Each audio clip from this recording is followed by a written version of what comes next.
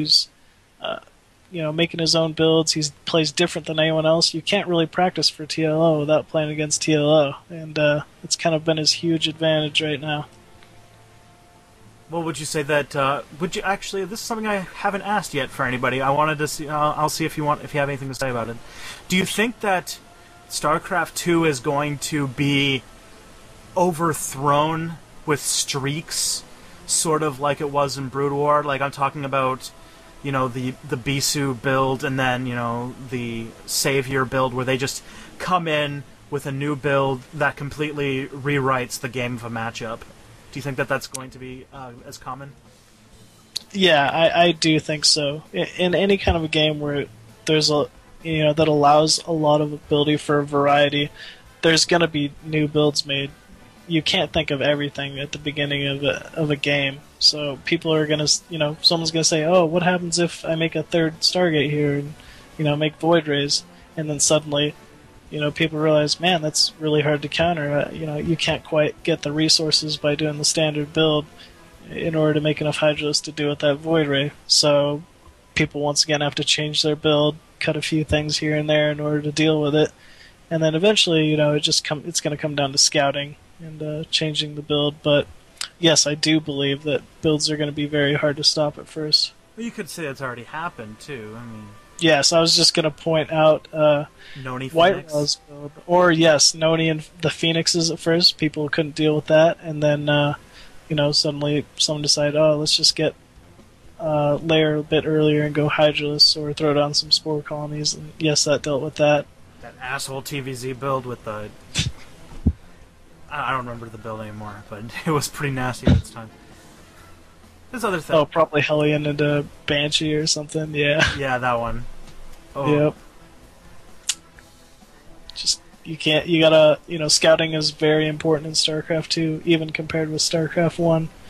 You gotta make sure you can scout those builds in order to counter them. It's huge. Now, do you think that StarCraft 2 might break down the way that StarCraft 1 did into a point where... I'm going to be a Zerg and I'm going to play a Terran, so I know that I'm going to be making Zerglings and then Mutalisks and then Lurkers, and then when he gets a Science Vessel out, I'm going to have to, start getting in a Dark Swarm, Ultralisk Zergling, and this is how almost every game's going to turn out. It's a little tough to say. I know it's not like that now, but it could change, and people basically realize that certain units are more efficient at certain points in the game, so, maybe the other units would be viable, but it'd be better to go certain units against a certain amount of units or a certain congregation. Yeah. But the game dynamics, you think, are still in the way that kind of thing might happen? It's a possibility, that's for sure. Made me kind of sad. I mean, I know Brood War was really fun, and I think it seemed like it would be a more fun thing to get into during its heyday when it wasn't. I kind of came in the twilight years of Brood War when it was sort of everything was established, and there's really not much more that could have been added to it. When like StarCraft 2, it's a completely new experience that is probably more reminiscent to how people were playing StarCraft like in like 1998 when just these new builds were coming out of nowhere and they're so different, and it's not like it's not one drone pulled off at this time for 5 seconds before you do this type of changes that change games, but it was like completely new things that changed games. I thought that was kind of something to enjoy now while it's early, before things are too set in stone.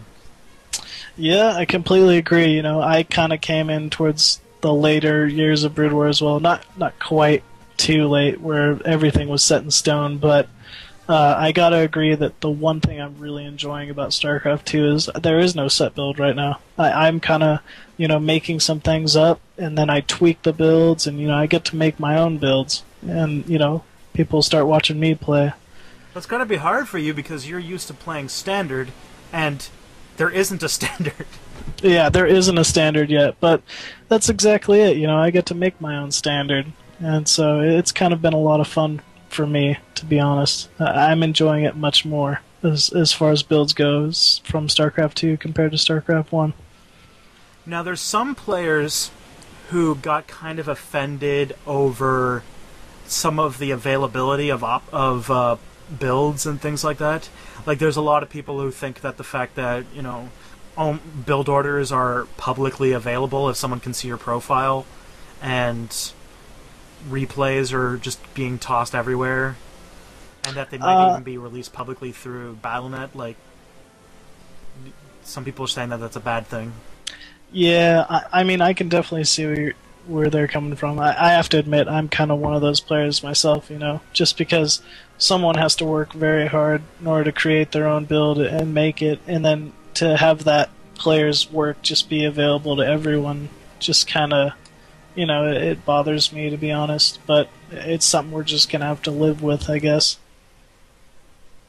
Alright, Machine. Is there anything else you'd like to tell the good people at home about StarCraft 2 that you just had to say? Well, just keep watching Team EG, keep watching Gosu Coaching, and keep your eye out for me, and hopefully I'll continue to keep impressing people, I guess. I see a very good career ahead of you. You're still young. You got a lot to do. Thank you. Hey everyone, hope you enjoyed the show. If you want to leave any feedback or just talk to me, or maybe even suggest an interview that you'd like to hear, or have a question for somebody we're going to interview in the future, you can do all of that through various means. I'll start with Twitter and Team Liquid. I am the Elitists on both of those. If you wish to send me an email, you can email me at elitistpodcast@gmail.com.